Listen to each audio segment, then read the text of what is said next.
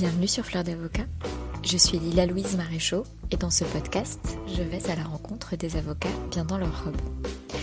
Aujourd'hui, on est le 1er juillet et la campagne de crowdfunding de Fleur d'Avocat court encore jusqu'à lundi 6 juillet 2020, jusqu'à 23h59 et donc si vous n'avez pas encore pris le temps de contribuer, eh bien il est tout à fait encore temps, en tout cas si vous écoutez ce podcast entre le jour de sa parution, c'est-à-dire le 2 juillet et le 6 juillet. Voilà, l'objectif est atteint à hauteur de 76%. Donc pour valider les contributions, pour valider cette campagne, il faut atteindre les 100%. Mais à hauteur de 76%, vraiment tout est possible. Donc il n'y a pas de petits dons. Je ne sais pas combien vous êtes à écouter cette interview précisément de Karine Duperron que je vais vous présenter juste après pendant cette période. Mais ce qui est sûr, c'est que vous étiez plus de 2700 à écouter le podcast Fleur d'Avocat cette dernière semaine, ces 7 derniers jours. Donc globalement, si chacun d'entre vous donne 2-3 euros, c'est plié. J'ai pas refait le calcul comme je l'avais fait la semaine dernière, mais c'est plié, donc tous vos soutiens comptent, les petits soutiens comptent aussi, et ça change vraiment la donne. Aujourd'hui, mon invité est donc maître Karine Duperron. Karine est avocate depuis l'an 2000. Je trouve que c'est très classe d'être avocate depuis l'an 2000. Elle est aujourd'hui associée au sein du cabinet Darrois Villiers Maillot Brochier et elle exerce tout particulièrement en arbitrage international. Et elle est aussi arbitre. C'est une recommandation de Flore Polony, de maître Flore Polony.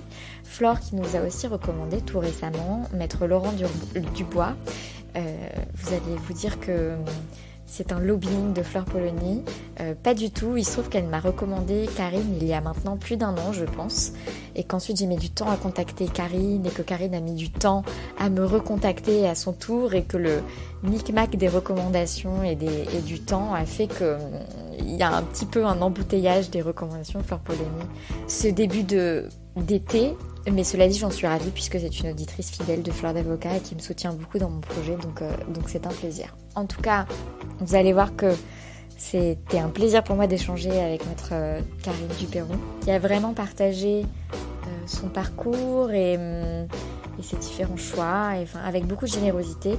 Et je discutais récemment sur LinkedIn avec une avocate qui est counsel dans un gros cabinet qui me disait que des parcours comme celui de Caroline Dio, celui aussi d'Anne-Sophie Nourry l'avaient beaucoup aidé à comprendre certains blocages face auxquels elle se trouve dans sa carrière et à comprendre quel autre type de position, de posture est-ce qu'elle peut adopter pour avancer dans le sens où elle veut avancer. J'ai discuté aussi sur Instagram avec une auditrice qui me disait que ses préférés c'était les girls boss. Et bien là on est tout à fait face à une girls boss et il y a vraiment de quoi en tirer de la graine. Donc je vous souhaite en tout cas beaucoup d'apprentissage, beaucoup d'inspiration. Je vous dis une bonne écoute, une bonne contribution aussi, n'oubliez pas. Et bien évidemment, à la semaine prochaine. Bonjour Karine Duperron. Bonjour. Merci d'être mon invitée sur Fleur d'Avocat. Avec plaisir. Merci de m'avoir invitée. Alors Karine, racontez-moi comment et pourquoi vous êtes devenue avocate. Et surtout pourquoi. Oh, longue histoire. Alors, moi j'ai commencé des études qui n'étaient pas des études d'avocat et je n'avais pas particulièrement d'appétence pour le droit que je voyais de loin. Et donc il y a fort longtemps, j'ai fait des études au début scientifiques, une prépa, une école de commerce. Et puis en école de commerce, j'ai eu un excellent professeur de droit. Et les deux phénomènes qui étaient un excellent professeur de droit, une relative déception des cours ou des carrières qui étaient proposées en école, m'ont fait creuser en fait le droit. Donc à l'époque, j'ai passé ce qu'on appelait le DUG en même temps que mon école, et puis ensuite une licence, et puis ensuite une maîtrise. Et à chaque année en fait qui passait, ça me confortait dans l'idée que j'aimais la matière, que j'aimais le raisonnement, que j'aimais les lectures que je faisais, que j'aimais les gens que j'y croisais, et qui donc in fine m'ont amené à construire ça, et avec un peu d'opportunisme à me dire que finalement la légère bifurcation au début par une école de commerce était en plus quelque chose que le marché appréciait, donc qui n'était pas du temps perdu et qui voilà, qui faisait sens dans la construction d'un métier qui était celui qui m'attirait, mais plus tard que quand j'avais 18 ans. C'était plutôt 21, 22. Ouais, quand vraiment à la découverte de la matière dans le cadre. À la découverte de la matière, oui, c'était une vraie découverte intellectuelle. Ouais, comme Anne-Sophie Nourry de chez qui fait du restructuring chez Weil, pareil. Il a eu un coup de cœur sur le droit pendant son école de commerce. Oui, ce qui fait réfléchir à ces orientations très jeunes qu'on fait en France, et puis ce qui fait se dire qu'en fait on a quand même toujours un moyen de retrouver ou d'aller là où on veut aller. Et est-ce que vous avez fait des stages à un moment dans vos études? Comment est-ce que, enfin, au niveau pratique, comment ça s'est déroulé pour vous? Alors oui, les stages, je pense pas qu'on puisse faire sans, et puis surtout ça permet quand même de voir si on aime vraiment bien le métier. Alors quand j'étais en école de commerce, j'ai fait des stages qui n'avaient rien à voir avec le droit normal. Ensuite, j'ai travaillé un peu en banque pendant que je continuais mes études de droit. Donc c'était relativement alimentaire. Vous faisiez quoi en banque? Alors j'étais en middle office à la Société Générale, et je travaillais sur des contrats qui s'appelaient des repurchase agreements. Donc il y avait une vague considération juridique, mais qui était sur des produits des produits dérivés. Mm-hmm. Donc voilà. Et puis ensuite, une fois que j'ai eu un peu plus de pédigré en droit, là j'ai fait des stages en droit. Donc mon premier stage était un stage généraliste dans un cabinet d'affaires parisien, et puis de fil en aiguille. Mon deuxième stage était en fait un stage de très longue durée qui était l'équivalent d'un contrat de trainee dans un cabinet anglais à Singapour. Mm-hmm. Voilà. Et est-ce que vous vous souvenez de ce premier stage en cabinet, dans un cabinet généraliste d'affaires à Paris? Oui, je m'en souviens très bien, oui, absolument. Comment a été cette découverte? Alors, c'était une découverte troublante parce que au fond, j'étais où je me sentais la moins juriste de tous. D'abord parce que finalement, je n'étais à l'époque qu'en licence, même si j'avais fait d'autres choses avant. Et l'essentiel des stagiaires était ce que je considérais à l'époque comme des vrais juristes, c'est-à-dire des gens qui avaient fait 5-6 ans de droit, qui étaient pour la plupart passionnés déjà par le droit. Et donc moi je me sentais finalement un peu comme là par hasard, et puis qui en savait forcément moins que les autres, et puis qui n'avait pas fait ça à plein temps, contrairement aux autres, puisque moi mes 2 premières années je les faisais en même temps que mon école de commerce, donc c'était plus erratique comme apprentissage.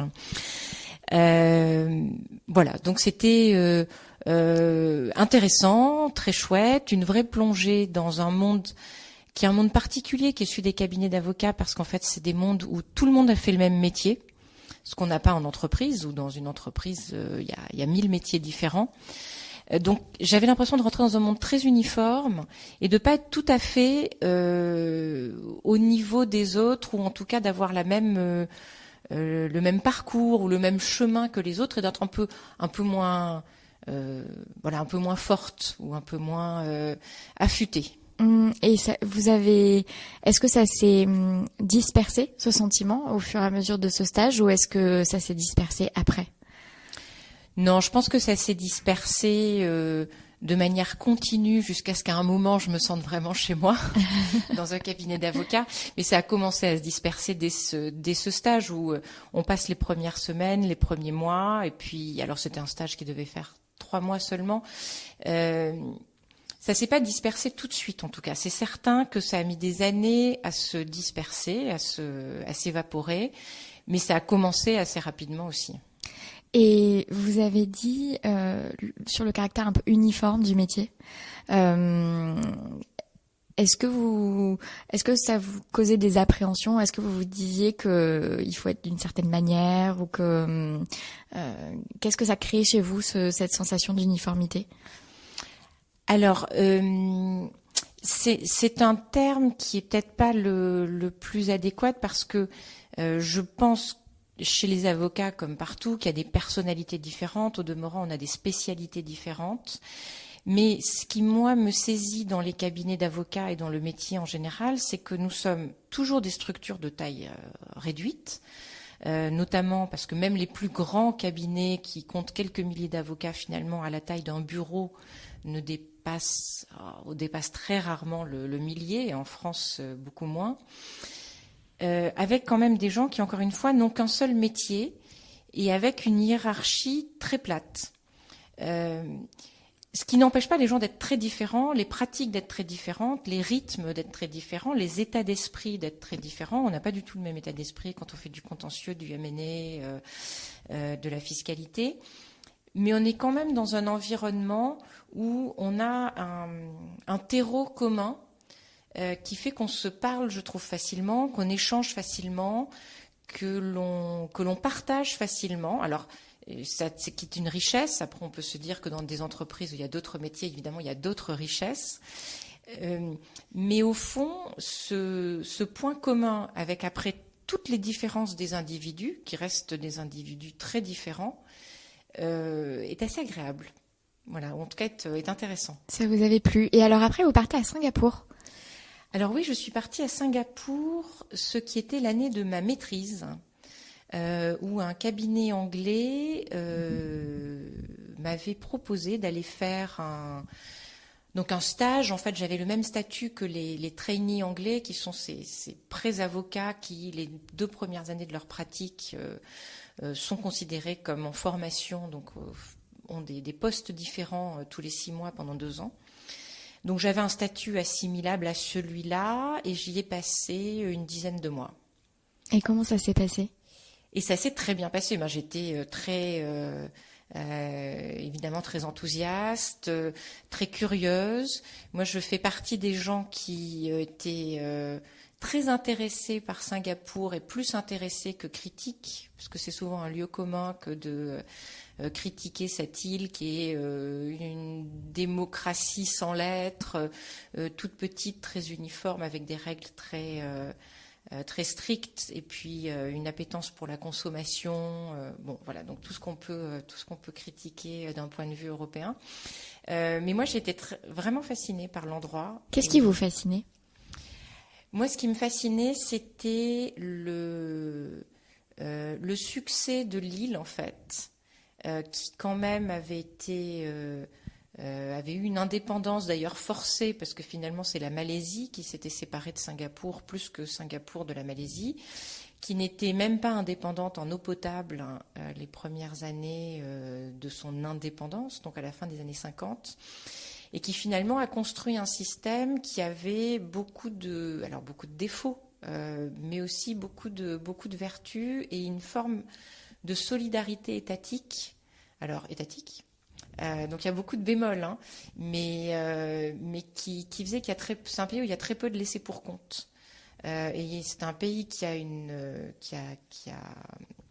donné en termes de santé et en termes d'accès à l'éducation des opportunités incroyables à sa population.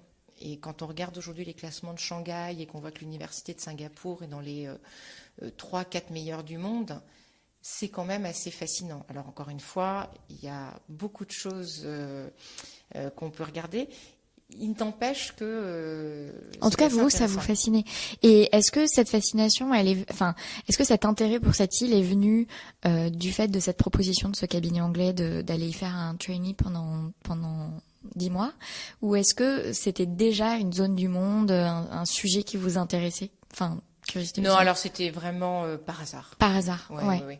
Et de loin, je pense que j'étais très contente d'y aller pour tout ce que ça représentait d'exotique, mais j'étais pas fascinée avant ou plus intéressée que ça. Il y avait d'autres pays qui étaient tout largement aussi attirants. Ouais. Et sur place, comment ça s'est passé? Et sur place, c'était d'abord l'apprentissage d'un métier. J'étais encore toute jeune, dans un tout petit cabinet qui venait de monter son bureau, donc avec une grande qualité de transmission de la part des associés vis-à-vis de gens comme moi, qui pourtant n'étaient pas des pierres angulaires du fonctionnement. Donc voilà, donc beaucoup d'apprentissage, beaucoup de transmission, beaucoup de bienveillance, et puis finalement de l'apprentissage qui était à tout niveau, parce que évidemment c'était professionnel, mais personnellement je découvrais aussi. J'avais, je crois à l'époque, jamais mis les pieds en Asie avant, et Singapour est particulièrement bien placé. Donc voilà, donc c'était beaucoup de curiosité satisfaite. Vous travaillez sur quel type de dossier ? Alors à l'époque, je faisais du financement de projet. Ce que je ne fais plus du tout. Ouais. Et donc c'était du droit local de Singapour, Alors c'était au fond du droit anglais, et après c'est en réalité du contrat. Alors d'abord donc c'était vraiment de la négociation de contrat qui évidemment est rattaché à un droit, mais beaucoup d'aspects de la négociation sont quand même des aspects d'équilibre des parties, de bon sens, de logique dans la construction contractuelle, qui était surtout ce que j'ai appris là-bas, je pense. Donc du coup, à ce stade-là, finalement, vous êtes c'est intéressant parce que donc vous venez de cet univers d'école de commerce, vous vous êtes formé au droit en cours de route, mais sans que ce soit un pilier de formation très fort. Vous avez ce court stage dans un cabinet d'avocats généraliste, ce passage à la Société Générale, mais comme vous dites, il y avait de vagues considérations juridiques, mais c'était pas le cœur. Et là, c'est pareil, vous poursuivez sur un stage où vous en sortez pas en vous disant vous en sortez pas comme technicienne du droit, quoi. C'est ça que je veux dire. Non, c'est vrai. Alors je l'avais jamais formulé comme ça. Le stage que j'avais fait en France, c'était un vrai stage en droit où donc ce premier stage où vraiment j'avais manipulé la documentation juridique jusqu'au bout d'une recherche. C'était pas du tout le cas en banque et moins le cas peut-être à Singapour, peut-être aussi parce qu'il y avait un autre trainee sur place qui lui était formé en droit anglais, donc les recherches les plus juridiques se dirigeaient vers lui. Même si j'en ai fait quelques-unes et qu'au fond c'est jamais inatteignable. En revanche, c'était très formateur en termes de compréhension de la structuration d'un grand projet d'infrastructure, de quels sont tous les contrats nécessaires de financement, de construction, de maintenance, d'exploitation, les contrats avec les banques. Voilà, donc toute cette machine-là structurelle était intéressante. Et quand vous rentrez de Singapour, 10 mois plus tard? Et quand je rentre de Singapour, donc je passe tout de suite mon concours d'avocat, puisque je passe et ma maîtrise et mon concours d'avocat. L'une après d'abord la maîtrise puis le concours d'avocat. Et ensuite, je fais l'EFB dans la foulée. Voilà. Et puis ensuite, le bureau parisien, donc qui était Herbert Smith, qui était le cabinet anglais de Singapour, m'embauche en tant que collaboratrice à Paris. C'est aussi là que vous avez fait vos stages, vos derniers stages dans le cadre de l'école? Oui, absolument. C'est là que j'ai fait. En fait, tout s'est fait dans la continuité. Ça s'était bien passé à Singapour. Donc après, j'étais tenue de faire l'EFB. Là, c'est présentiel. Le stage également. Donc c'était assez logique finalement que Herbert Smith Paris, puisque j'avais demandé à Herbert Smith Singapour de me recommander auprès de leur cabinet parisien. M'a pris en stage et puis juste après ça m'a embauché. Ouais. Et on vous a embauché en financement de projet encore ou dans une autre matière? Et on m'a embauché en financement de projet. Donc vous avez vraiment commencé votre carrière dans le financement de projet? Donc j'ai vraiment commencé ma carrière en financement de projet, exactement. Ouais. Et ces premières années de collaboration? Alors, elles ont été extrêmement formatrices. Je suis restée quelques mois supplémentaires en financement de projet, et puis plus le temps passait, et plus j'étais très attirée par le contentieux, et puis par l'arbitrage. Donc, je lorgnais vers les associés qui s'occupaient de cette pratique. Qu'est-ce qui vous intéressait? J'aimais beaucoup l'écriture en fait, et alors justement le raisonnement juridique et la recherche qui était bien plus poussé, bien plus articulé quand on a un problème très précis, qu'il faut qu'on trouve la bonne jurisprudence sur un point pour essayer de faire ce point, versus une approche qui est plus d'affaires.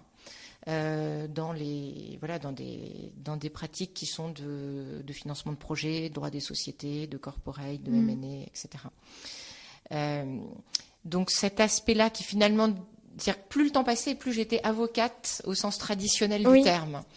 Et donc le métier traditionnel, c'est effectivement celui du contentieux. Et donc vous lorgnez vers ces associés des autres pratiques, et comment ça s'est déroulé, qu'est-ce qui s'est déclenché de cette lorgnette?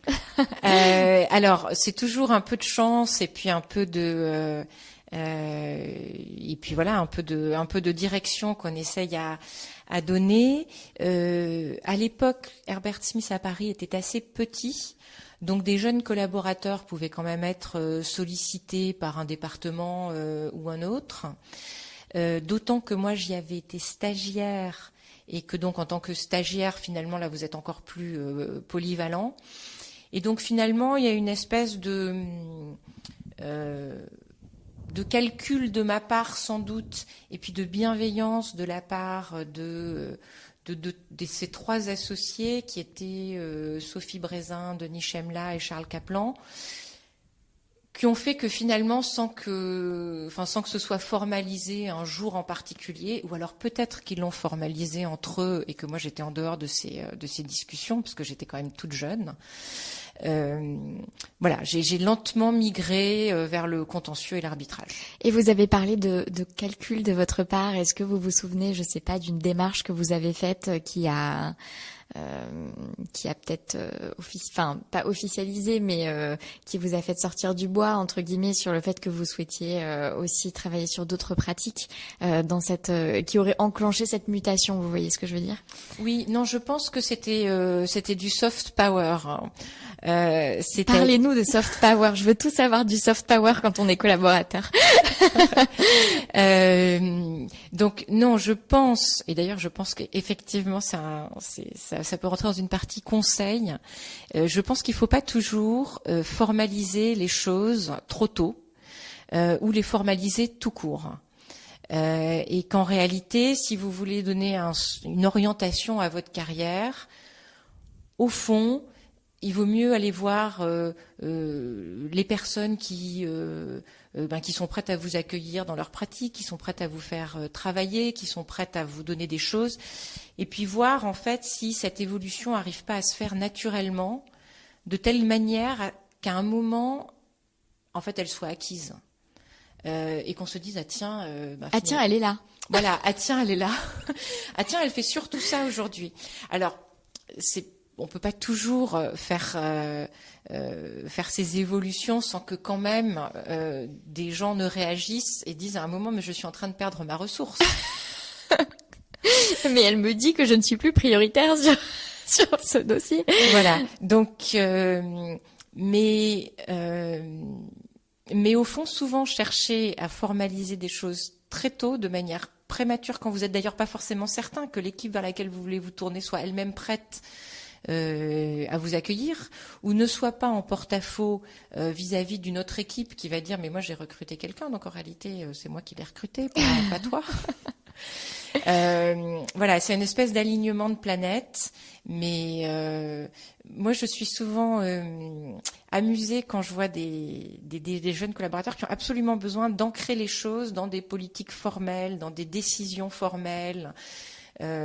Alors c'est peut-être pour ça que je suis dans ce cabinet ici chez Darrois, où en fait les choses sont très peu formelles, très peu formalisées, notamment dans les pratiques, parce qu'il y a une idée que les gens doivent quand même toucher à plusieurs choses, et donc voilà. Donc en fait il n'y a pas de structuration aussi nette qu'on peut les connaître dans les cabinets anglo-saxons, où il y a peut-être plus d'obstacles à surmonter. Mais voilà, ça c'est mon conseil sur le soft power. Ouais.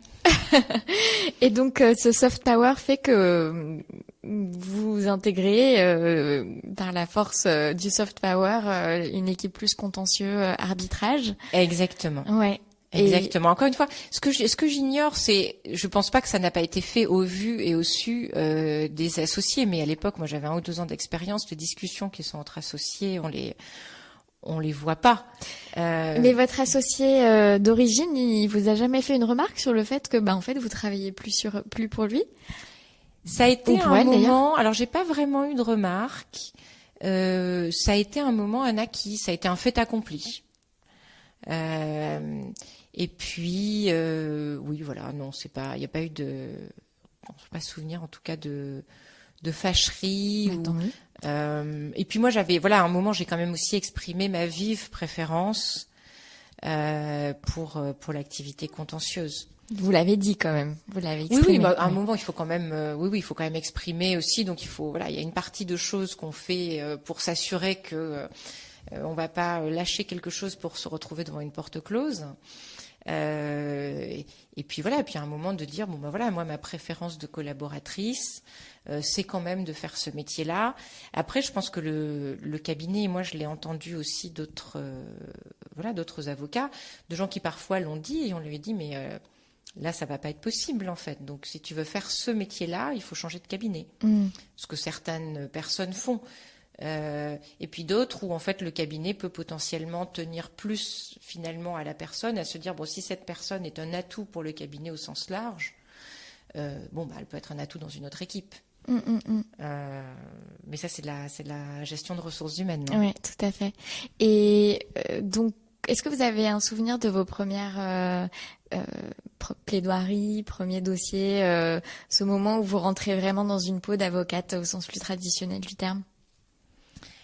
Alors, je me souviens très bien de ma première plaidoirie qui était devant la cour d'appel de Douai. Et je n'avais pas osé, comme on le recommande à tous les jeunes avocats, d'aller voir le président de chambre ou pour expliquer que c'est sa première plaidoirie. Donc je me souviens aussi d'avoir passé beaucoup de temps à me dire j'y vais pas, et puis de pas l'avoir fait, ce qui n'avait aucune importance. Mais voilà, qui sacralise un peu la première plaidoirie parce qu'elle a toujours un sens. Et puis ensuite les suivantes, je n'ai pas de souvenir précis. Elle s'était bien passée cette audience. La décision était bonne. Voilà, mais oui, ça a toujours un peu de sens quand même. Combien de temps êtes-vous resté dans ce cabinet? 2 ans et demi. Et qu'est-ce qui vous a fait en partir? Alors, je suis partie parce que, et ça va reboucler d'ailleurs avec ce que je vous racontais tout à l'heure, de cette espèce d'idée de parfois d'être toujours un peu en retard par rapport au savoir académique de mes confrères et consoeurs, c'est que je n'avais entre guillemets qu'une maîtrise, donc pas de DEA, pas de DESS, puisque moi j'avais quand même déjà fait une prépa, une école, donc j'allais pas multiplier les années d'études indéfiniment. Et en m'orientant vers le contentieux et puis de plus en plus vers l'arbitrage, je trouvais qu'il me manquait une formation en droit international privé, voire en droit international public. Alors j'aurais pu aussi me former toute seule, mais j'avais très envie aussi pour des raisons personnelles d'aller aux États-Unis. Donc j'ai postulé un LLM, j'ai été prise à Columbia et là je me suis dit tiens voilà, là c'est formidable parce que j'ai travaillé, donc j'ai étudié le droit, j'ai travaillé 2 ans et demi. Et maintenant, je vais aller étudier le bout du droit qui me manque et qui va vraiment me donner quelque chose de plus. Et puis en plus, je vais le faire sans faire 3 choses en même temps. C'est-à-dire que quand j'avais fait du droit, je faisais pour partie mon école de commerce. Parfois, je travaillait. Donc ça me plaisait, mais il y avait toujours autre chose en même temps. Donc il y avait cette volonté de faire quelque chose ou de me dire pendant 1 an, je vais vraiment faire du droit et avec une maturité qui est la maturité de quelqu'un qui a pratiqué quand même, donc qui est pas la même. Ben j'allais rebondir parce que j'ai eu pas mal d'échanges ces derniers temps avec des jeunes avocats ou d'élèves EFB, sur le point de rentrer dans la profession. Et ils me disent, mais moi là, dans mon domaine, on me recrute pas sans LLM. J'ai beau avoir fait tout ce qu'il faut et tout, on me recrute pas sans LLM. Et ça m'embête quand même de faire un LLM, alors que je préférerais garder cette cartouche. Déjà, il y a un sentiment quand même d'une certaine forme d'injustice et de sélection sur l'argent qui leur est très désagréable. Et puis en plus, il y a un sentiment que moi je préfère garder une cartouche comme ça pour un peu plus tard, quoi. Faire un peu un gap d'évolution dans ma carrière, un moment et je pense effectivement qu'il y a quelque chose en tout cas moi j'ai pris beaucoup de plaisir à reprendre les études après avoir commencé à travailler. Je trouve qu'on regarde l'apprentissage de manière complètement différente et du coup j'allais vous demander c'était quoi de reprendre les études mais à la lumière de quand même déjà 2 ans et demi de pratique. Alors moi j'ai trouvé ça extraordinaire et alors c'est pas du tout la tendance aujourd'hui. Je suis d'accord avec vous. Les gens ont de plus en plus de très beaux CV et donc le couronnent par un LLM, etc. Mais dans le fil de leurs études. C'est très bien, mais ça, je pense, ça n'a pas la même saveur d'un point de vue personnel. Parce que d'un point de vue de l'entreprise qui embauche, du cabinet ou de l'entreprise, je suis pas sûre qu'ils voient il y a une différence, mais elle est peut-être pas aussi nette. Je trouve que la saveur de travailler et puis de reprendre ses études et de savoir pourquoi on les reprend, la parenthèse que ça ouvre, la satisfaction intellectuelle d'avoir une certaine pression, mais une pression différente, de pouvoir aller au bout des problématiques qu'on a pour préparer nos cours, pour faire nos devoirs, pour faire nos essais, etc., qui font quand même que dans la profession d'avocat, on travaille toujours sous une pression temporelle. Alors après, la différence, c'est effectivement ce qu'on est capable de délivrer dans cette pression temporelle et la qualité. Mais on est toujours parfois un peu frustré en se disant tiens, est-ce que voilà, donc on est un peu plus dégagé de cette question du temps permanente. Et puis voilà, le fait de réétudier, d'élargir son champ, de retrouver cette espèce de lenteur aussi de la vie étudiante quand même, qui fait que l'étudiant perd du temps. Et je pense que c'est une construction personnelle de perdre du temps, donc c'est pas grave. Mais voilà, de retrouver ça après avoir connu la vie professionnelle et en plus celle des avocats, qui, comme beaucoup de professions, très intenses dans les 2-3 premières années, ce n'est que du bénéfice professionnel ultérieurement sans aucun doute, mais personnellement, ça a une énorme valeur, je trouve. Et quand vous êtes... alors, j'imagine qu'on n'a pas trop d'inquiétude pour sa carrière quand on quitte un cabinet pour aller faire un LLM à Columbia. Enfin, je veux dire, on se dit pas, oh là là, est-ce que je retrouverai du travail après même si je pose la question quand même, est-ce qu'au moment de partir, je sais pas, vous avez eu des doutes sur le fait de quitter ce cabinet, de démissionner pour reprendre des études ou... Vous étiez juste enthousiaste à l'idée de reprendre vos études pour ce LLM? Alors, je pense que l'enthousiasme prédominait, c'est sûr. Ensuite, alors quand on fait un LLM, souvent dans ce cadre-là, quand même, on le finance soi-même.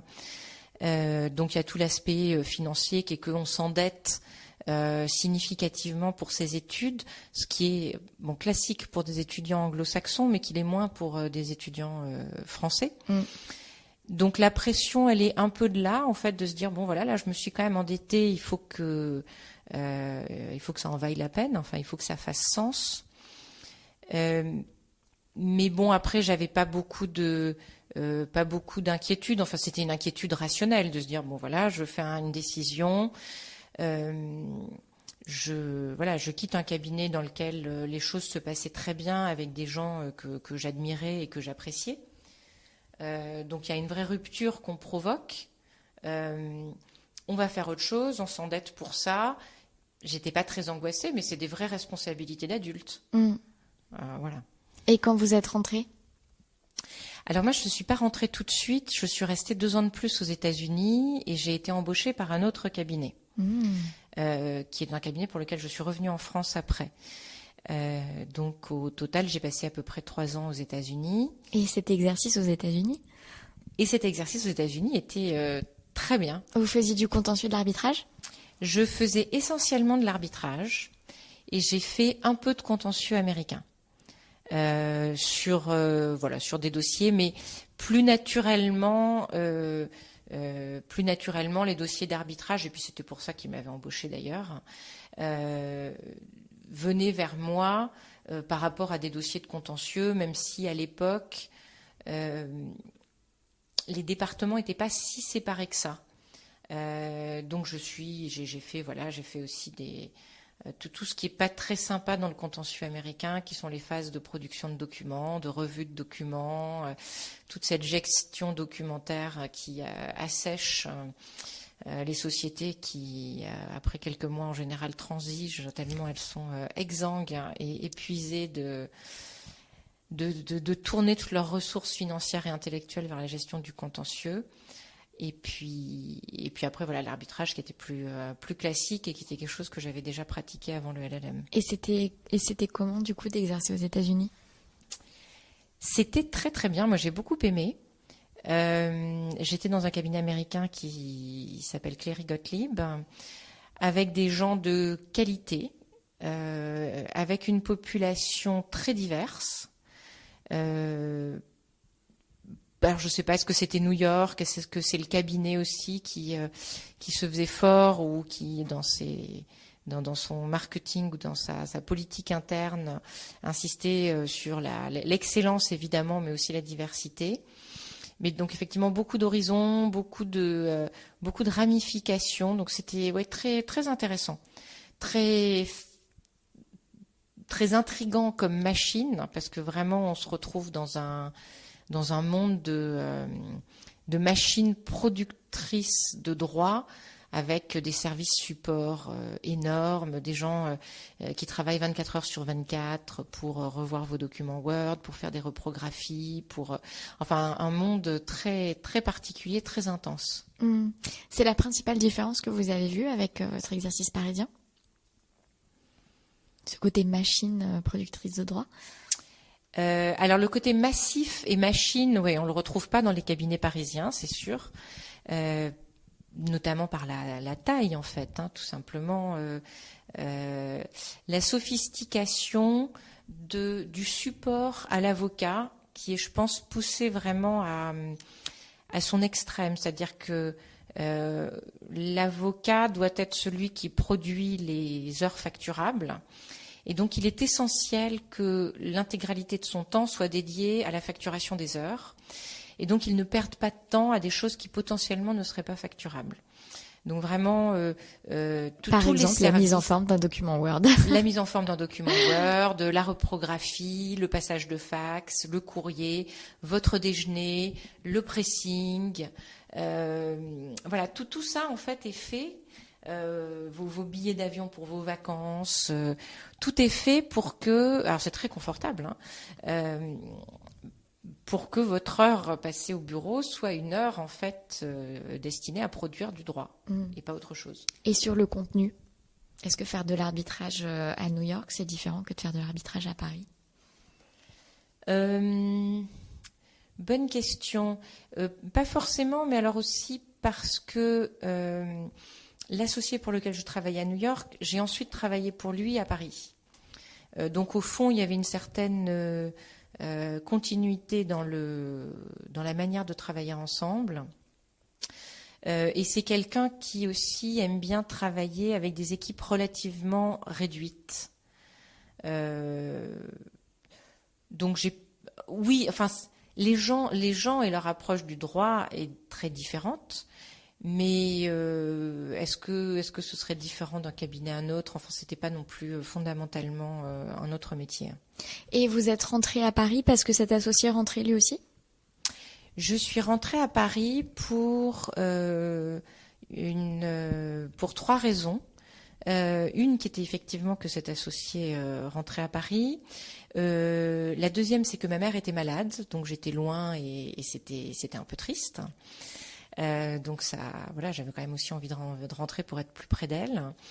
Et puis la troisième, c'est que mon mari, qui était donc devenu mon mari entre-temps, avait une proposition pour venir travailler en Europe aussi. Donc c'était un peu, on a eu le sentiment d'avoir un séjour un peu court à New York. Je pense qu'au fond, sans ces trois facteurs-là, on serait resté un peu plus longtemps. Ça a été un peu coupé en plein vol.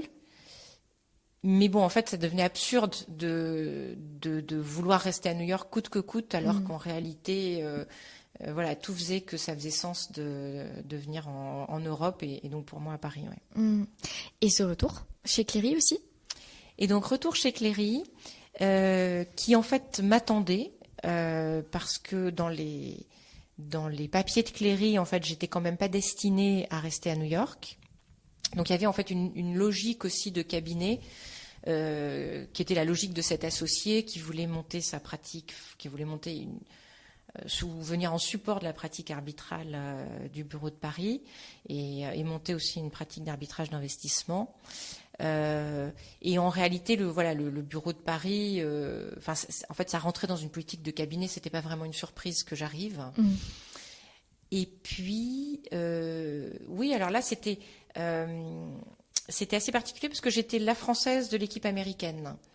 Et qu'est-ce que ça fait d'être la française de l'équipe américaine? Ça fait rien du tout, mais il y avait vraiment, c'est très agréable, hein, mais il y avait vraiment deux associés qui s'occupaient de l'arbitrage ou du contentieux au sens large. Donc l'un était l'associé qui venait du bureau de New York, Bob Gregg, qui était venu avec deux collaboratrices, dont moi. Et puis ensuite Jean-Yves Garot, qui est l'associé de l'arbitrage et du contentieux Cléry, qui avait déjà une équipe constituée. Et donc est arrivée cette deuxième équipe qui a grossi, alors je ne sais pas en termes de taille aujourd'hui si elle fait plus ou moins la taille de l'équipe de Jean-Yves, mais qui étaient deux équipes qui travaillaient un peu ensemble, mais pas énormément, dont l'une où tous les collaborateurs étaient étrangers, sauf moi, et l'autre où, étonnamment, tous les collaborateurs, ce qui est classique, hein, étaient plutôt français.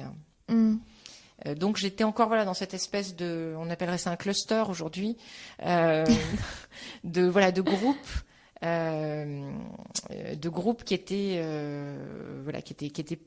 le plus étranger et le plus arrivé tardivement chez Cléry Paris. Quel impact vous pensez que ça a eu ce côté un peu cluster sur votre évolution à vous? Je sais pas, dans votre positionnement, dans les dossiers que vous traitiez, est-ce que ça a donné une direction à ce que vous faisiez ou... Alors, ça donnait une direction très internationale. Ça a fait que je faisais peut-être moins de contentieux, en fait, j'étais pas destinée à refaire du contentieux finalement, ou relativement peu, alors que au fond, dans mes premières années, je faisais du contentieux et de l'arbitrage, et c'était deux pratiques que j'aimais bien. Ensuite, à New York, plus naturellement, j'étais tournée vers l'arbitrage. Quand je suis revenue, je suis restée avec cette pratique arbitrage. Et au fond, moi, je continuais à bien aimer le contentieux. Mais ça se dirigeait naturellement moins vers moi parce que j'étais plus identifiée à l'équipe arbitrage. À l'équipe arbitrage américaine. Mais là, c'est comme dans mes premières années. En fait, il suffit de faire son petit chemin et puis de dire que quand même on veut bien faire du contentieux. Et puis finalement, les gens ont souvent plus de travail que pas assez. Donc quand on propose son aide, c'est rare qu'on vous la refuse. Hein. Donc c'est ça que vous avez fait, vous avez manifesté, vous avez refait le coup du soft power pour manifester l'intérêt pour le contentieux. Un peu le coup du soft power en faisant quelque chose que permettent les cabinets, enfin qui est logique d'ailleurs, qui est que j'ai aussi pris des dossiers perso. Ce qui m'a permis aussi de remettre un pied en contentieux, encore une fois vraiment par goût et par plaisir. Et ces dossiers personnels, ils sont venus d'où? Ces dossiers personnels, ils sont venus de connaissances ou de famille. Mais un ou deux ont été extrêmement formateurs. C'était du contentieux des affaires? Non, c'était du contentieux contractuel, de contrat de vente, d'expertise, donc assez classique en droit, enfin du droit des obligations, et puis pas mal de procédures judiciaires du fait de l'expertise. Donc là aussi, on se refrotte un peu tout simplement aux dires, aux experts, aux procédures. Donc c'est une bonne c'est un bon rafraîchissement. Vous avez dit que ça avait été extrêmement formateur. Oui, ça a été extrêmement formateur parce qu'en fait, quand on fait des dossiers perso, on est vraiment seul. Alors, on n'est pas vraiment seul, et d'ailleurs, il ne faut pas être seul, et il ne faut pas hésiter à en parler. Et chez Cléry, à l'époque, il y avait pas mal de collaborateurs du contentieux qui avaient une vraie activité personnelle. Et donc c'était très facile de les consulter, de leur dire voilà, moi j'ai un dossier perso, qu'est-ce que tu ferais à ma place? Et ils étaient plus chevronnés que moi, donc ils étaient de bons conseils, puis ils étaient intelligents tout court. Mais il n'empêche qu'à la fin, on prend sa décision tout seul et qu'on décide de faire telle procédure ou d'aller faire une saisie ou d'aller faire quelque chose. Et donc ça fait grandir quand même dans une pratique, surtout dans des grands cabinets où on est parfois un peu étagé. Et combien de temps a duré cette aventure chez Cléry en France? Un peu plus de 5 ans. Donc c'était 2 ans à New York et 5 ans à Paris. Ouais. Et quand vous êtes parti, pourquoi? Comment? Qu'est-ce qui vous a donné envie de partir? Alors, je suis partie parce qu'il n'y avait pas de perspective d'association. En fait, je suis partie à un moment où je me suis demandé quel était ou plutôt avant de partir, on arrive à un moment où on se dit bon, alors là voilà, j'ai je devais avoir 8 ou 9 ans d'expérience. Qu'est-ce que je fais? Donc qu'est-ce que je fais? Est-ce que j'aime toujours ce métier? Est-ce que je veux le pratiquer comme ça? Est-ce que je veux aller en entreprise? Est-ce que je veux faire autre chose? Est-ce que je veux devenir magistrat? Enfin, il y a une espèce d'éventail où je me suis dit qu'il fallait absolument que je réfléchisse à ce que je voulais faire, parce qu'on est quand même comme avocat à cet âge-là, à un moment où il faut se décider. Et notamment si on veut rester dans le métier, si on veut devenir associé, ça veut dire qu'il faut se lancer dans cet effort de faire savoir qu'on veut devenir associé et puis de donner du corps à son ambition. Donc je me suis posé beaucoup de questions. J'ai vu des chasseurs de tête, j'ai vu des gens qui vous donnent des conseils. J'ai regardé quels étaient les métiers qui pouvaient me plaire en entreprise. Donc j'ai dû faire une espèce de réflexion qui est longue, qui prend, qui a au moins pris 6 mois, peut-être 1 an, puis on n'y réfléchit pas tous les jours non plus, pour finalement me dire que je voulais aller au bout de mon chemin d'avocat, donc je voulais en fait continuer à être avocate, et que en fait il était assez logique qu'en continuant à exercer ce métier, j'ai envie de devenir associée. Alors j'ai jamais trop envisagé de m'installer. Et donc c'était trouver me dire voilà, ce que je veux faire finalement, c'est ce métier, ça c'est sûr. Et donc pour m'inscrire dans la durée dans ce métier, il faut que je pense à être associée quelque part. Vous avez jamais envisagé de vous installer parce que propre à votre pratique, parce que vous aviez envie d'une pratique collective? Est-ce que c'est possible de s'installer en arbitrage? Beaucoup de questions, mais... Oui, non, mais vous avez raison. Je crois que c'est un peu tout. Je pense que la pratique en arbitrage, et puis à l'âge que j'avais pas du tout... Enfin, c'est une pratique quand même relativement collective. On n'est pas forcément 10 sur les dossiers, mais enfin, souvent, on est 2, 3, 4. Donc, il y avait ça. Ensuite, j'avais pas de clients, véritablement. Et puis, j'avais pas du tout dirigé mes efforts à ça. En fait, moi, j'avais vraiment fait beaucoup d'efforts pour être une bonne technicienne. Et puis, ces grands cabinets s'y prêtent pas tant que ça non plus. Mais bon, il y avait peut-être aussi une question de maturité. J'avais pas non plus prêté attention au fait que l'indépendance vient du fait qu'on a des clients, et donc pour avoir des clients, il faut évidemment en chercher. Enfin, il fallait avoir une maturité beaucoup plus tôt que ce que j'avais moi. Ouais, vous vous êtes réveillé à 8-9 ans, vous disant, mais en fait, j'ai pas vraiment fait de développement, quoi. Oui, mais alors je pense que je n'ai même pas réalisé à ce moment-là que j'avais, enfin, c'était un constat, évidemment, j'avais pas fait de développement, mais au fond, j'avais pas de regret non plus. C'était un fait. C'est-à-dire que ce qu'il fallait que je décide, c'était ce que je voulais faire. Et une fois que je l'ai décidé, je me suis dit, bon, je deviendrai associée. Et c'était plutôt dans l'idée de me dire, bon, je voudrais devenir associée. Donc à ce moment-là, il faut que je développe des clients. Donc le fait de m'installer, ça me paraissait complètement à beaucoup plus lointaine échéance. Mais je pense que je pense qu'il y a beaucoup de gens qui réfléchissent plus tôt que moi à ces questions-là. Donc je pense que j'avais pas une grande vivacité sur le développement, etc. avant cette période-là.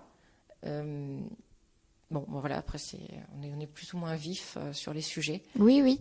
Je sais pas, j'ai pas de statistiques sur à quel moment les gens commencent à se poser des questions, mais j'ai quand même l'impression de voir pas mal de collaborateurs qui ont, alors peut-être pas 8-9, mais peut-être plus autour de 7 ans, et qui se disent, mais en fait, qu'est-ce que j'attends de ce métier ? Enfin, qui se posent un peu à ce moment-là la question de, bon, ben...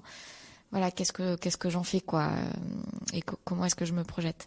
Mais et alors, du coup, est-ce que vous êtes parti pour aller dans un endroit où développer ? Est-ce que vous avez développé à ce moment-là ?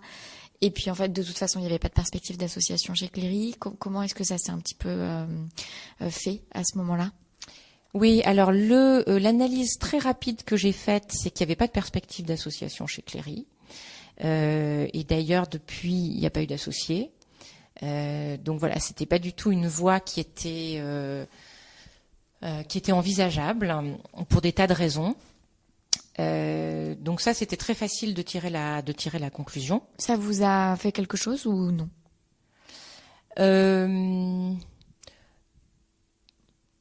Oui, oui et non. C'est-à-dire que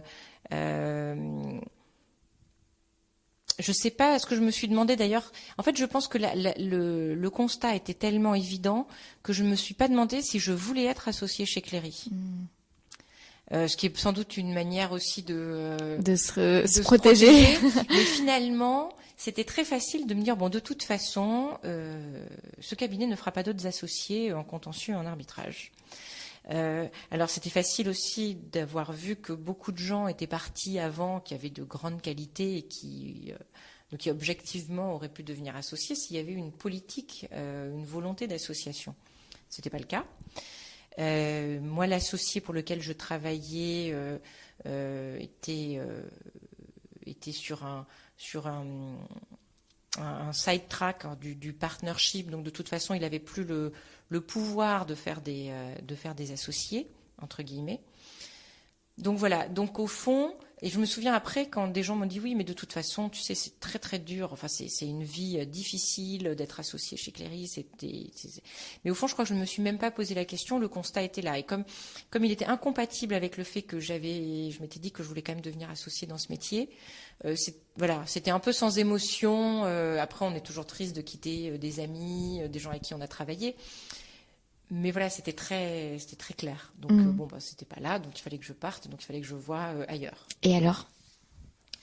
Et donc alors j'avais vu un cabinet de recrutement avec qui on avait profilé un peu le genre de cabinet vers lequel je pourrais me tourner, sachant que il y avait peu d'intérêt pour moi, ou en tout cas j'avais décidé à tort ou à raison qu'il y avait peu d'intérêt pour moi que de me retrouver dans des cabinets de structure identique à celle de Cléry, que ce soit un Sherman, un White & Case, etc. Parce que finalement, j'arrivais avec 8-9 ans d'expérience, mais en ne connaissant personne dans la structure, et avec des gens qui étaient dans ces structures-là depuis 8-9 ans, donc j'avais pas forcément quelque chose en plus d'eux.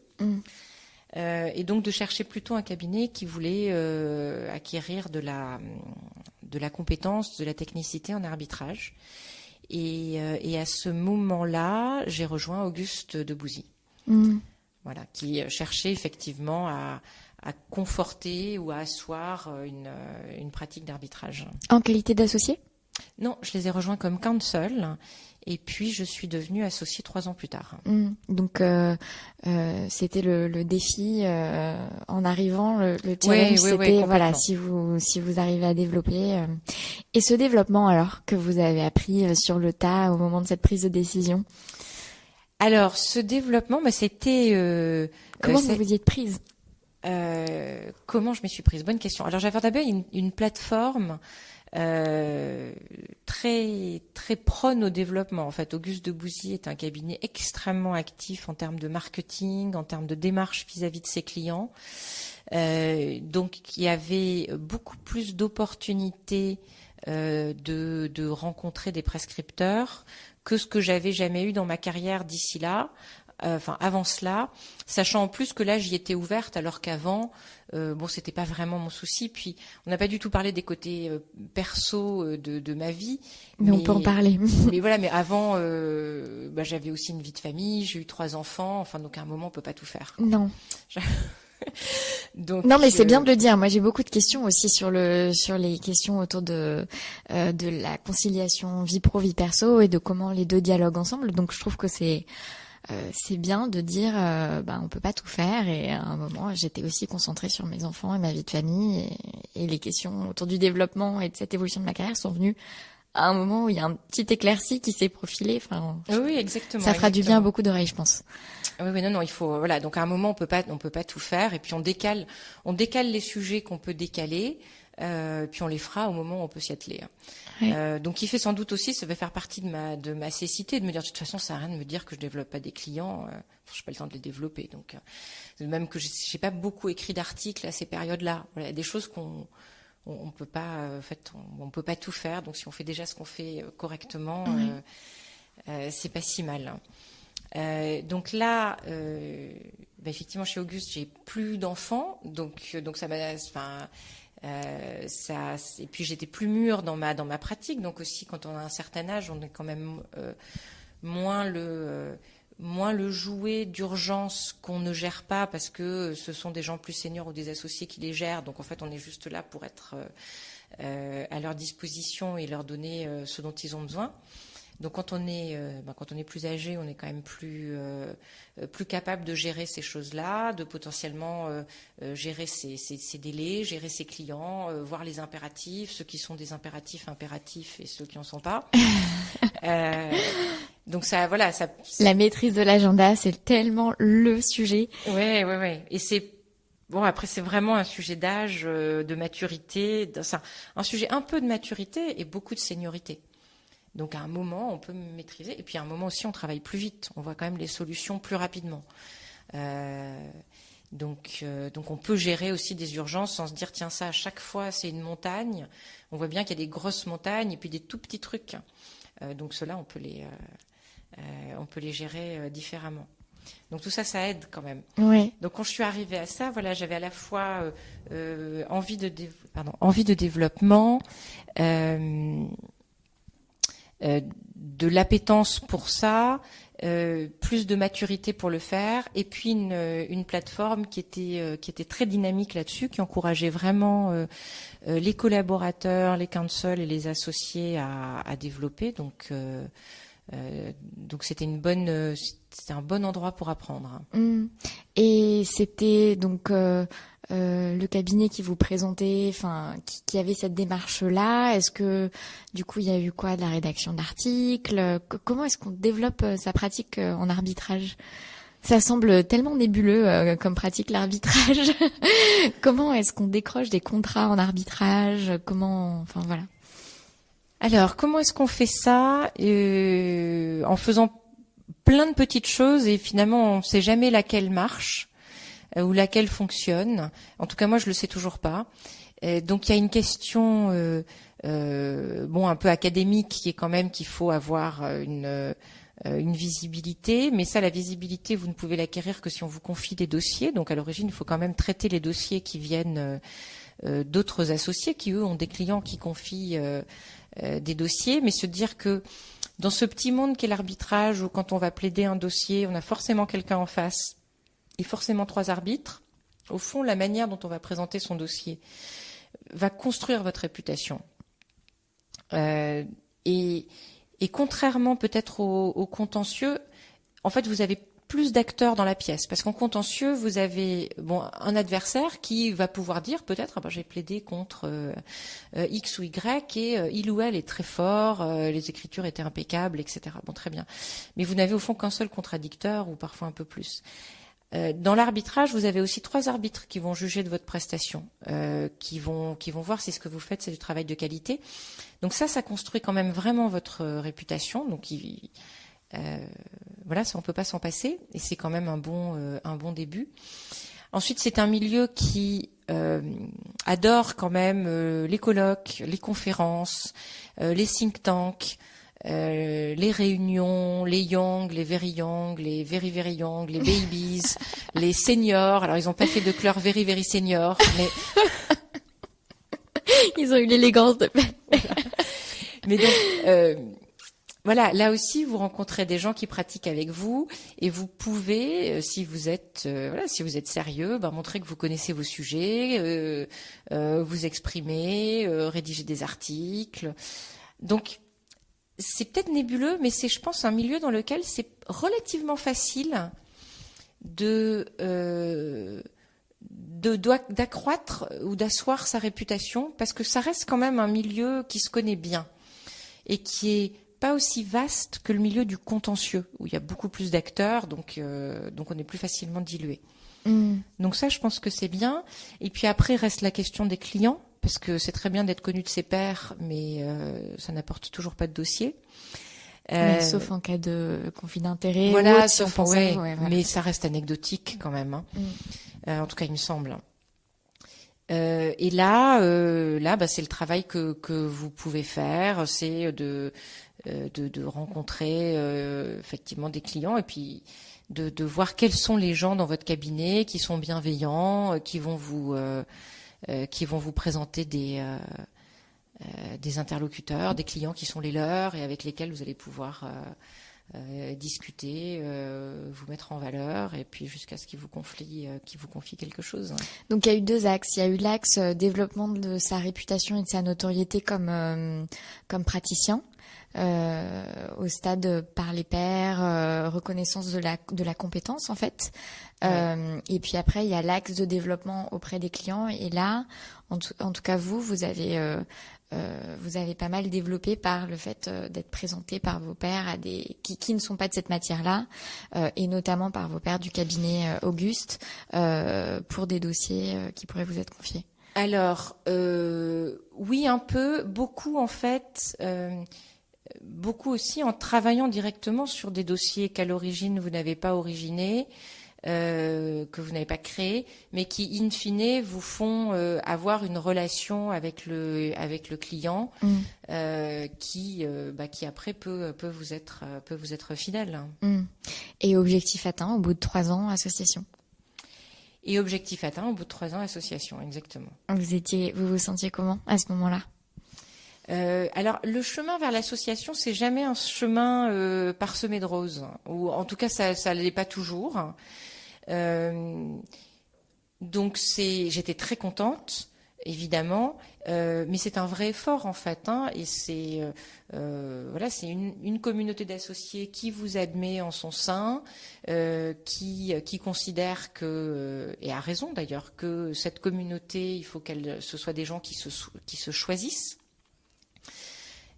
Donc voilà, donc c'est un vrai effort en fait de devenir associé. C'est rarement une reconnaissance. Enfin, c'est une reconnaissance in fine, mais ce que je veux dire par là, c'est qu'on vous le donne pas sans que vous soyez quand même vivement manifesté pour dire que vous vouliez faire partie de l'association. Il faut vraiment aller le chercher. Ouais. Et vous avez des souvenirs de quelques épines sur ce chemin? Est-ce qu'il y a des moments où vous vous êtes dit non mais en fait fuck l'association quoi? Alors c'était pas tant fuck l'association, c'était donc c'était le fait de devoir convaincre des gens qui pouvaient être réticents pour des bonnes ou des mauvaises raisons. Et la finalité de ça, quand même, c'est de se dire qu'on avance dans sa vie professionnelle que parce qu'il y a des gens bienveillants qui veulent vous faire avancer. Et je pense, d'ailleurs c'est mon deuxième conseil, je pense qu'il faut choisir avec beaucoup de précision quand vous êtes avocat ou avocate dans un cabinet. Regardez si les gens avec qui vous travaillez sont bienveillants en fait. Est-ce que ce sont des gens qui ont déjà fait des associés, si ça c'est votre objectif? Est-ce que ce sont des gens qui tendent la main parce que s'ils pensent que vous êtes bon, ils tendront la main pour vous hisser au niveau de l'association. Et il y a des gens qui sont formidables, mais qui sont pas du tout préoccupés de la progression de leurs collaborateurs. Donc ils peuvent être très sympathiques, ils peuvent être d'excellents avocats, mais franchement c'est pas leur problème. Et bon, ces gens-là, il faut pouvoir analyser assez tôt, en fait, que si c'est ce que vous voulez faire, vous n'allez pas pouvoir compter sur eux. Alors, c'est pas grave, mais à ce moment-là, si c'est encore une fois ce que vous voulez faire, tournez-vous vers ceux qui en sont soucieux et qui se disent que s'ils vous apprécient, oui, ils vous donneront un coup de main.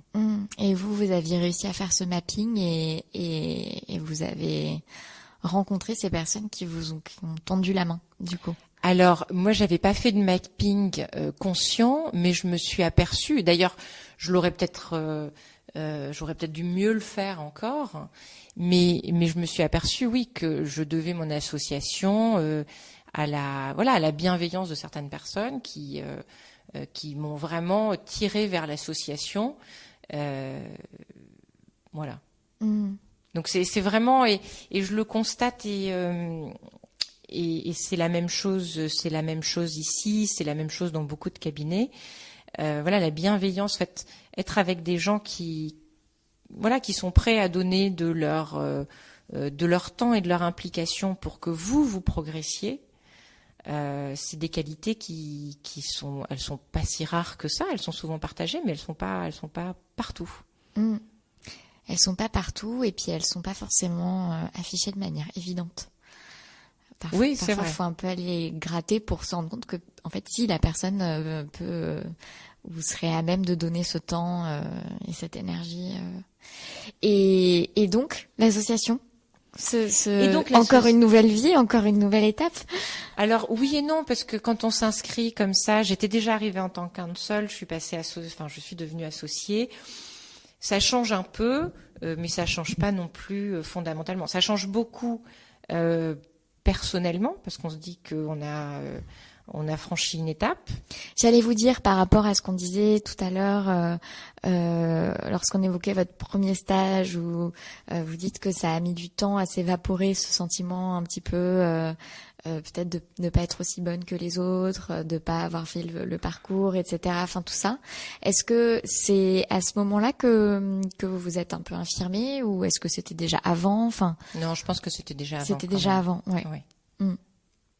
Ouais, je pense que ça c'est plutôt quelque chose de mes 3, 4, 5 premières années peut-être au maximum. Ouais. Et puis après j'avais plus de complexe d'infériorité intellectuelle. Ouais. Très bien. Donc au moment de passer associé, vous étiez déjà affranchi de ça, donc c'était exactement. Ouais. Oui, non, j'avais plus de. Après, on a tous des choses où on se dit est-ce que je suis vraiment. Enfin, mais ça c'est permanent, c'est même encore aujourd'hui. De temps en temps, on se dit est-ce que je dis pas quelque chose de complètement stupide? Est-ce que j'ai bien compris?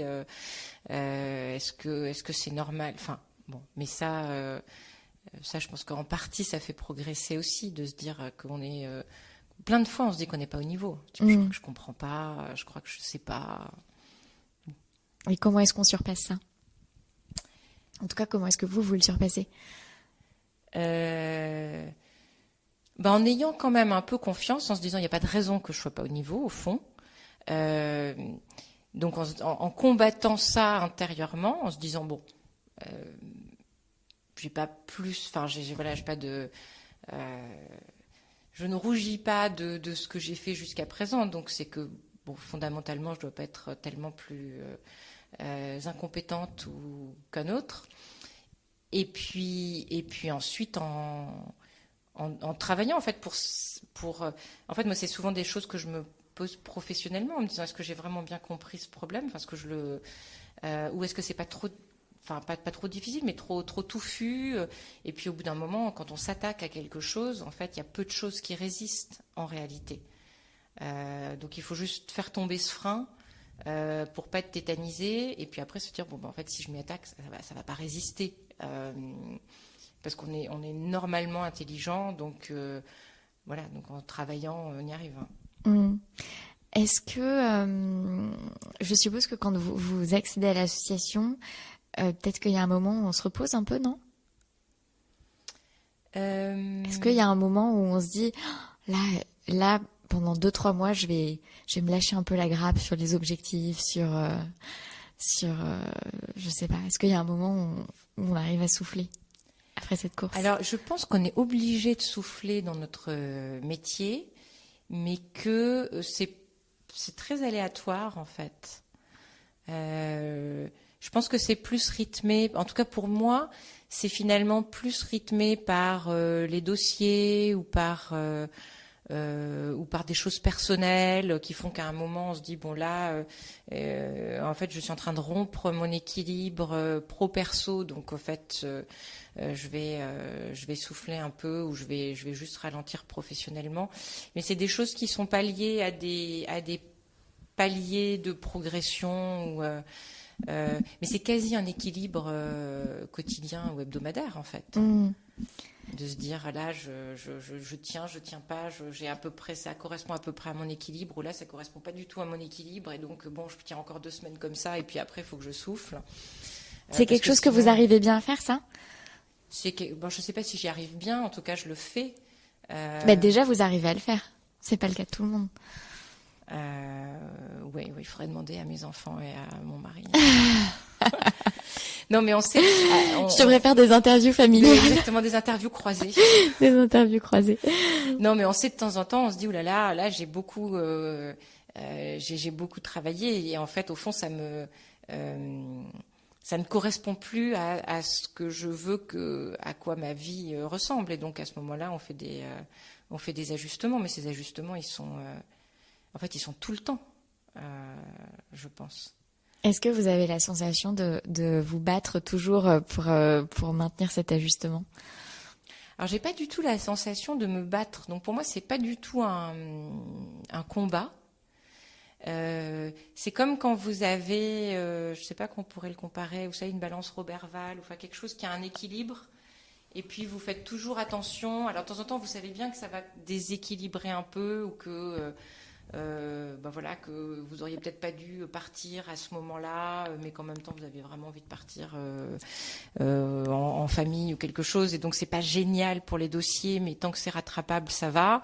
Et puis dans l'autre sens, mais vous savez qu'à un moment vous avez des gros coups de bourse, c'est quand même pas génial parce que vous allez manquer tel ou tel truc de vos enfants ou de votre famille. Puis bon, après on rétablit, mais c'est pas vraiment un combat, c'est une espèce d'horloge interne, ça va être comme l'oreille interne, je pense, qui fait l'équilibre. Oui. Et alors quand on accède à cette association, qui est quand même un peu un accomplissement, quoi, surtout que ça a été ardu.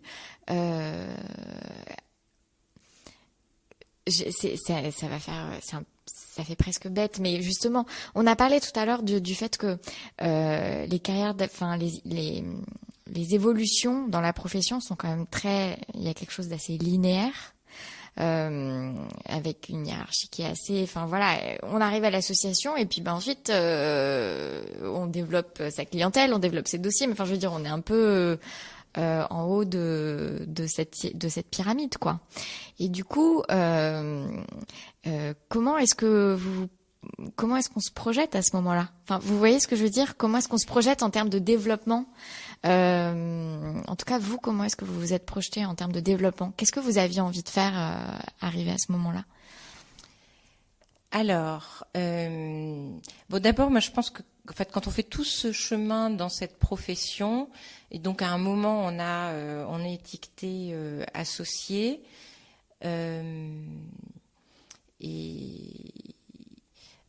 c'est qu'on aime le métier en fait. Donc au fond, on aime bien ce qu'on fait tous les jours. Et après, il y a des choses qu'il faut faire pour progresser, parce que je sais pas, ça doit être un trait de la nature humaine. On a toujours envie de progresser.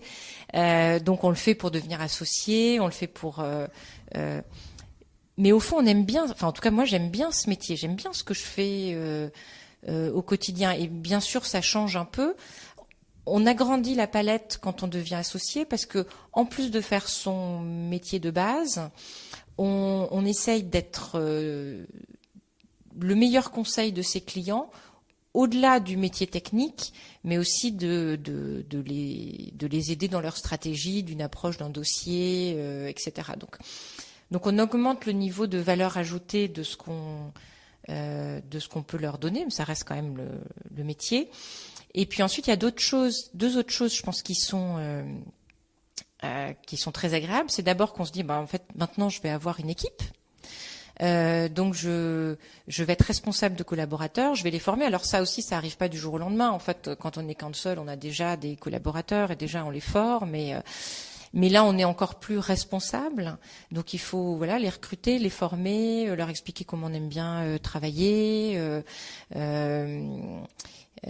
Pour que ce qu'ils nous rendent soit conforme à nos attentes, et puis faire en sorte aussi que l'équipe entre elles s'entende bien, même s'il y a toute une partie de choses, plus ça va, plus on est âgé, et donc plus on est vieux par rapport aux collaborateurs, donc on n'est plus après tout à fait dans le même monde, mais en tout cas faire en sorte que les équipes fonctionnent, que les gens s'entendent bien, qu'il y ait de l'intelligence collective, et ça c'est très chouette. Et puis ensuite, il y a l'aspect,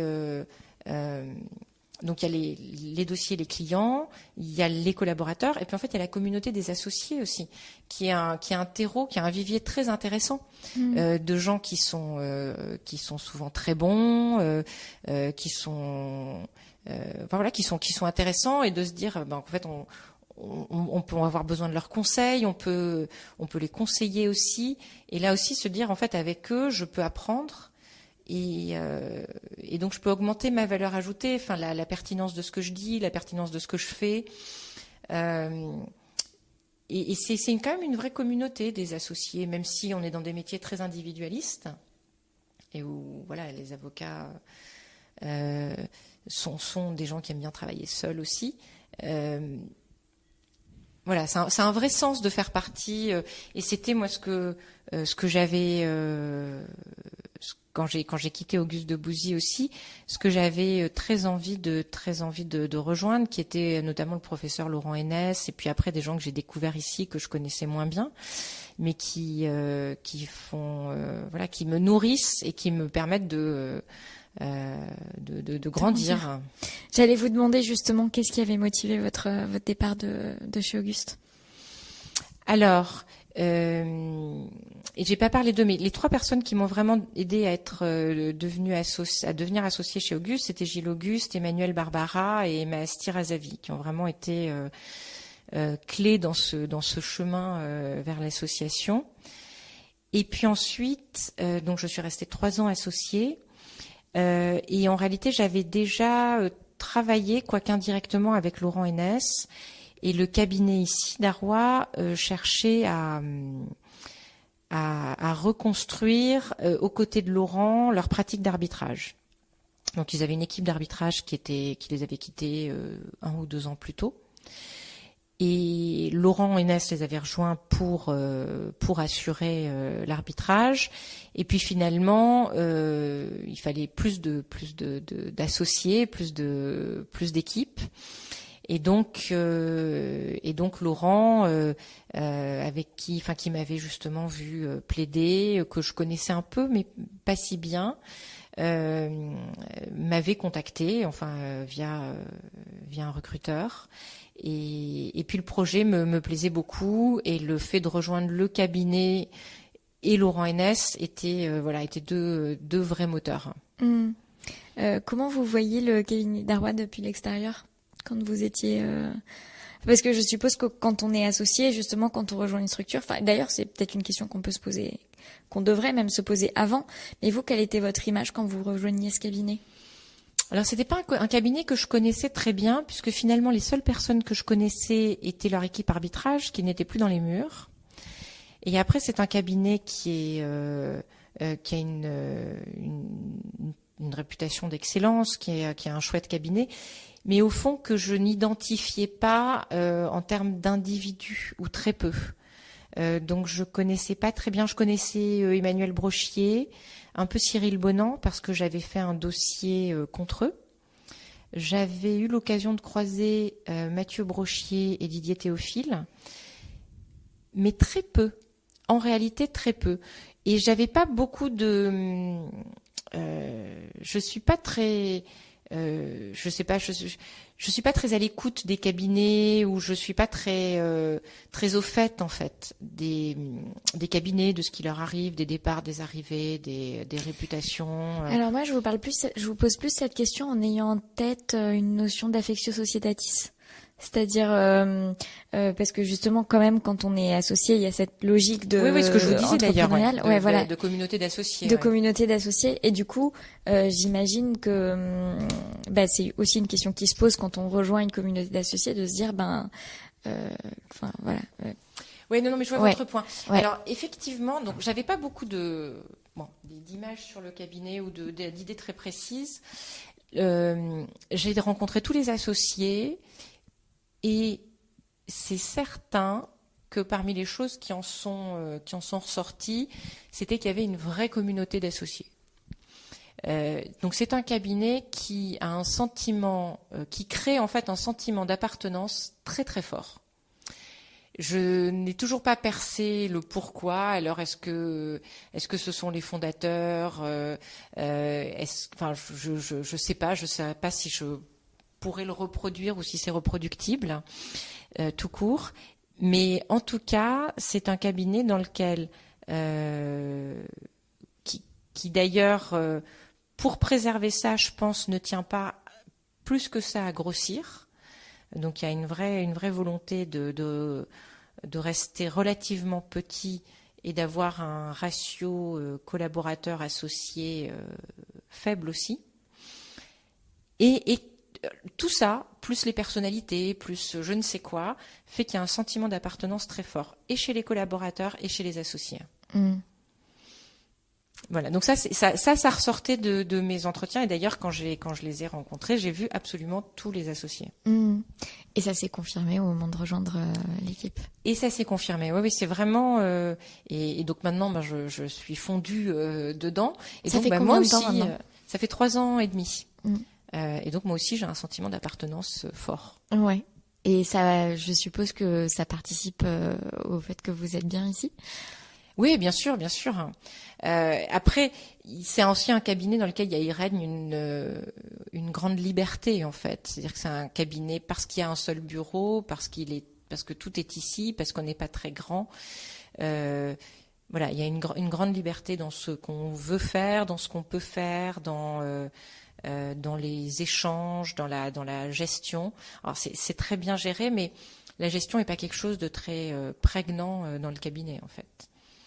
Voilà, donc ça je m'y retrouve aussi. Peut-être que c'est ça aussi. C'est marrant que cette liberté crée peut-être le sentiment d'appartenance. Mmh.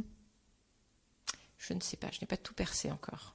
Non, mais c'est intéressant parce que en termes de marché du droit, je trouve ça intéressant de se dire on est un cabinet d'affaires et un cabinet d'excellence, mais on n'a pas forcément envie de grandir, on n'a pas forcément envie et quelque part d'en faire quelque chose où on vient affirmer les autres côtés de ça, c'est-à-dire aussi peut-être plus de liberté et de simplicité dans la gestion.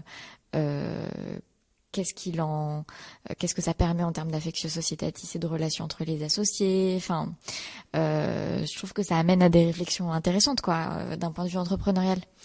Mais voilà, c'est tout. Non, mais je suis d'accord avec vous, absolument. Je sais pas, vous avez peut-être que c'est secret d'ailleurs, mais je sais pas si vous connaissez des collaborateurs ici, si ça reflète ça non. aussi.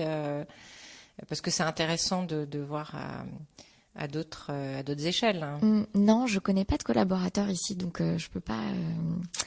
Je Ouais. peux pas vous divulguer d'informations, mais effectivement, c'est une bonne question. C'est une bonne question. Et comment est-ce que vous vous projetez maintenant? Alors ça doit faire partie des choses qu'il faut que je fasse. Non, là, j'ai absorbé évidemment la période d'adaptation. Mais oui, on n'a pas parlé du coronavirus. Comment est-ce que vous avez passé cette crise, cette période? Comment ça s'est passé pour vous? Oh, ça s'est passé de manière plutôt agréable, en fait. La transition en télétravail s'est faite très facilement, sans aucun à-coup et sans aucun couac qu'on aurait pu craindre, informatique ou même de ressources humaines. Donc c'était ça a été aussi doux que soudain en fait. Donc moi j'ai pas grand-chose à raconter sur Tant mieux. sur cette crise, après comme tout le monde, on a eu moins de voyages, on est resté chez nous, on a gagné en heures de sommeil aussi parce que moins d'activités de tout genre. Vous avez remarqué une baisse dans vos activités au cabinet en termes de dossiers? Non, alors nous pas du tout, voire alors est-ce qu'il y a une augmentation, une légère augmentation, mais en fait on était en période où on montait en charge sur certains dossiers parce que leur maturité avançait, qu'on avait des deadlines, des dépôts, etc. Donc en fait, la montée en charge s'est poursuivie. Elle n'a pas du tout été freinée. Elle a été, je pense, facilitée parce que il y a le retour qu'on a aussi de certains collaborateurs, c'est que quand même il y a moins de distractions au sens général du terme. C'est-à-dire que vous n'avez pas de gens qui passent dans votre bureau, vous n'avez pas potentiellement un théâtre le soir, et pas de dîner, etc. Donc en fait, voilà, toute cette absence de distraction a fait qu'on a pu absorber la montée en charge et qu'on a été beaucoup plus performant que d'habitude. Maintenant, c'est pas destiné à se pérenniser parce que ça fonctionne très bien aussi parce qu'on se connaît très bien et qu'on peut se parler sur Teams ou sur Zoom, que la conversation est très fluide, qu'on sait ce que j'attends, qui fait quoi, etc.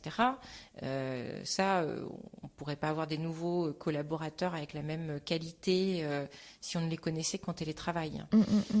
Mais pour tout ça, ça a été assez bénéfique. Et puis, ça a libéré un peu de temps parce qu'il y avait plus de voyages, plus d'audience.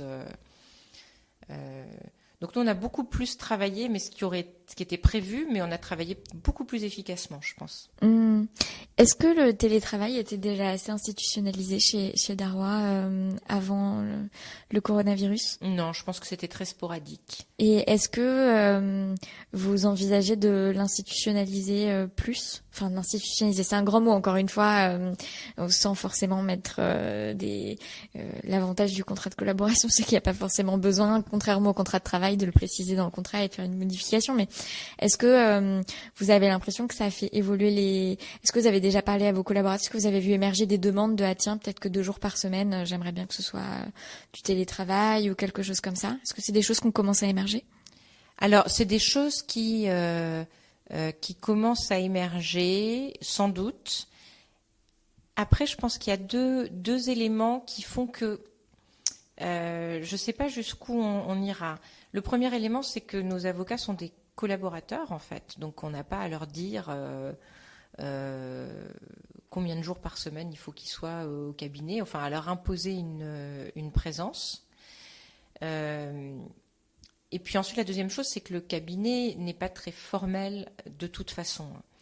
Donc, ce qui est sûr, c'est que le regard sur le télétravail, qui était très sporadique ici, va changer. Mais il n'y aura pas de politique dans un sens ou dans l'autre. Mais encore une fois, à la fois parce qu'il y a un problème de structure, on n'a pas à imposer des politiques. Et puis un autre parce qu'on n'est pas un cabinet qui va imposer des choses. Mais je pense que le regard, effectivement, sur le télétravail on va se dire, c'est pas quelqu'un qui va dire, voilà, je ne serai pas là demain. On va pas se dire que c'est forcément parce que c'est une vraie fausse journée off. Ça peut être tout aussi efficace. Oui, mais ça change quand même beaucoup de choses parce que quand bien même on formalise pas, parce que contrat de collaboration libérale et que c'est pas la politique de la maison. Moi, des collaborateurs qui aimeraient bien dire demain je serai pas sur place, mais qui part du principe, pense et peut-être aussi pense d'expérience que dans la tête du patron ça équivaut à je travaille pas. Je connais majoritairement ça. donc du coup c'est intéressant que de voir peut-être les répercussions en termes de ce regard ayant changé, qu'est-ce que ça occasionne dans la pratique au quotidien, quoi. En tout cas, moi, je pense qu'on verra. C'est intéressant. Je pense qu'on verra. Mais vous, en tout cas, à titre personnel, je sais pas, vous avez vu un changement peut-être de votre appréhension par rapport au télétravail?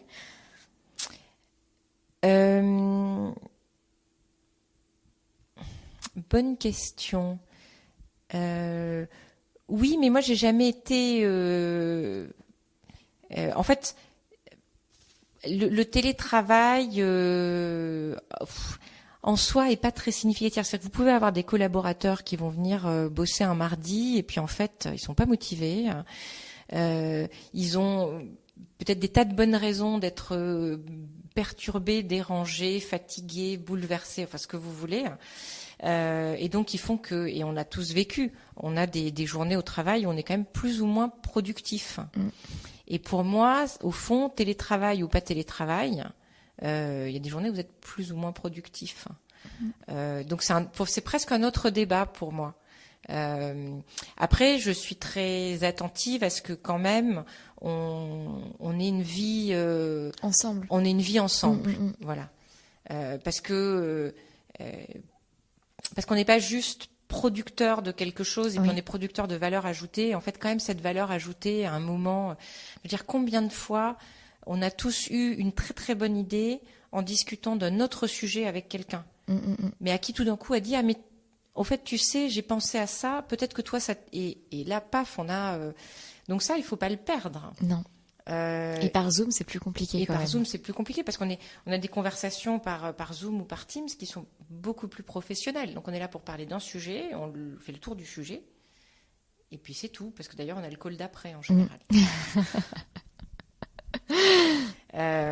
Donc voilà, donc c'est un espèce d'équilibre, mais le télétravail en soi n'est ni désirable ni haïssable en fait. Donc pour en revenir à cette question de comment est-ce que vous vous projetez, il y a eu cette phase là de coronavirus dont vous êtes en train de. Alors c'est pas tant le coronavirus a pas tellement d'impact sur la manière dont je me projette. Là c'est plus que ça fait 3 ans et demi que je suis dans ce cabinet. Donc effectivement une fois que maintenant je me dis que quand je suis arrivée je me suis projetée sur les 3 premières années, à voir comment ça se passait, comment ça s'installait, ce que ça devenait. Logiquement il faudrait que maintenant je me projette sur les 5 prochaines années. En me disant à quoi est-ce que je veux que ressemble la pratique aujourd'hui, voilà. Et ça c'est un travail que je sais qu'il faut que je fasse, qui sont des choses auxquelles il faut que je réfléchisse, et qui est en cours et qui est pas vraiment abouti. Donc à un moment, je pense que d'ici la fin de l'année, je me dirais voilà, est-ce que voilà, sur quels éléments est-ce qu'on veut se lancer, quels sont les axes de développement. Alors, il y a des choses différentes. C'est quels sont les axes de développement que je veux développer. Donc ça, c'est du concret, c'est du court terme.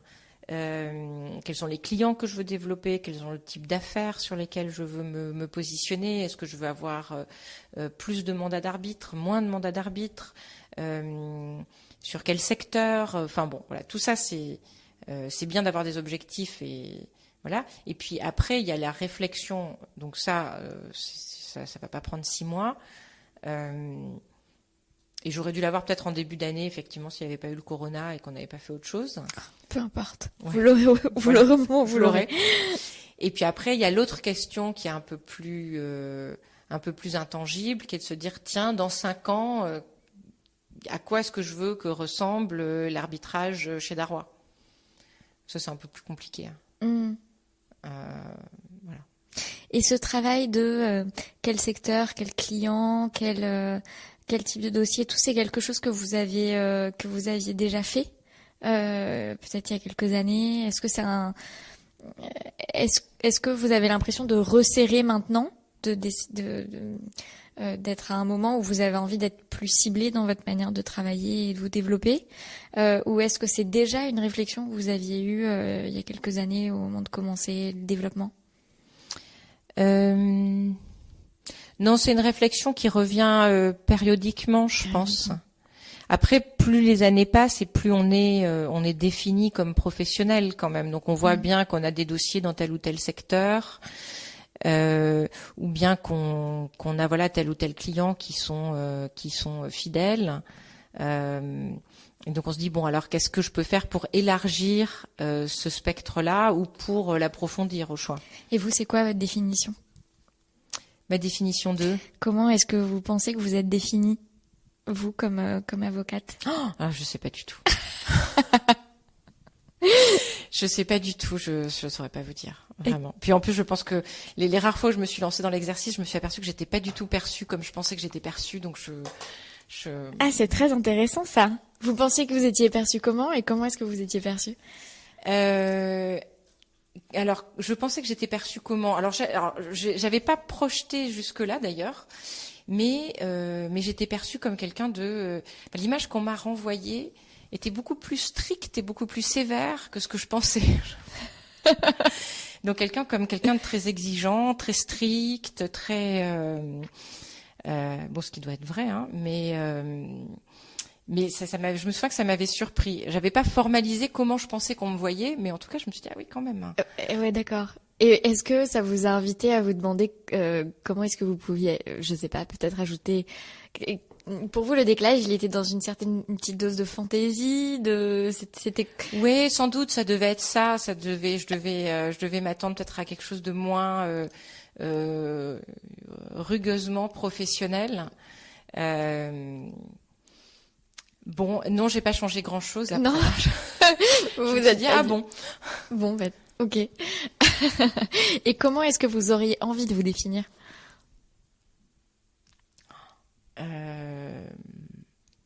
Comment j'aurais envie de me définir? Je vous accélère un peu la réflexion des 6 prochains mois.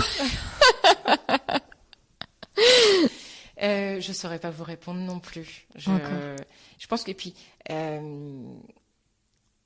là, on est sur des discussions qui sont très orientées sur la profession d'avocat, le métier d'avocat, l'exercice d'avocat, et on n'est quand même pas tous, personne n'est unidimensionnel. Ben non, mais c'est très intéressant. D'ailleurs, moi, je vous demande pas de vous définir de manière unidimensionnelle.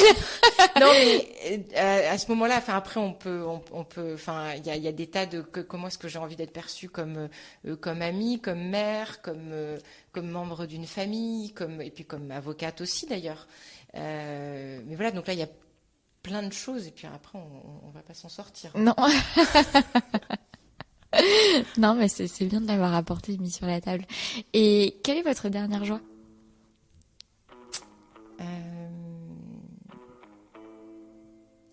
Écoutez, j'allais dire spontanément en fait, d'une certaine manière le confinement en fait. C'est-à-dire cette espèce de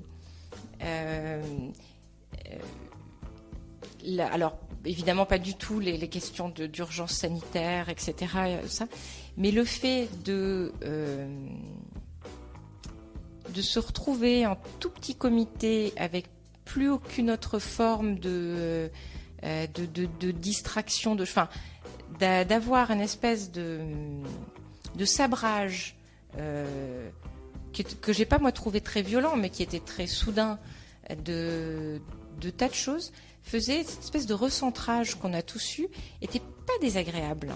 Et donc en fait moi ça m'a, je me disais tiens c'est vraiment intéressant, et finalement intellectuellement je trouvais ça assez, ça me faisait sourire. Je me disais tiens c'est marrant, puis de voir je sais pas comment réagissaient mes enfants, comment réagissaient mes proches, comment est-ce qu'on redessinait notre vie qui est une vie où moi j'ai des adolescents, enfin voilà, leur vie elle est un peu au lycée, beaucoup au lycée, un peu au collège, un peu à l'extérieur, un peu et moi ma vie professionnelle aussi, normalement elle se limitait pas à une chaise, un bureau et un écran.